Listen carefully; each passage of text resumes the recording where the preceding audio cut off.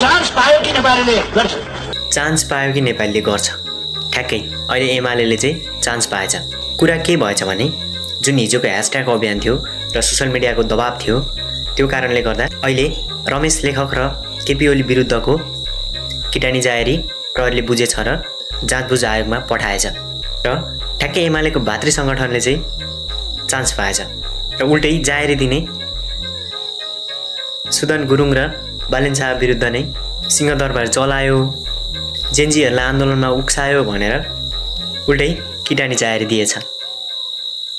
एमाले हो नि, चान्स पायो कि गर्छ नेपाली हो नि। खैर, एमालेको चटक आफ्नो ठाउँमा छ, तर खुसीको कुरा चाहिँ के छ भने जुन 3 महिनामा प्रतिवेदन बुझाउने गरी छानबिन आयोग बनेको थियो, त्यसले पनि फौजदारी कसुरमा संलग्नलाई अनुसन्धान गर्न, कारबाही गर्न आयोगको प्रतिवेदन नकुर्नुपर्ने बताएको छ र यो चाहिँ खुसीको कुरा हो। लेट्स होप, आशा गरौँ चाँडै नै हाम्रो माग पुरा हुनेछ।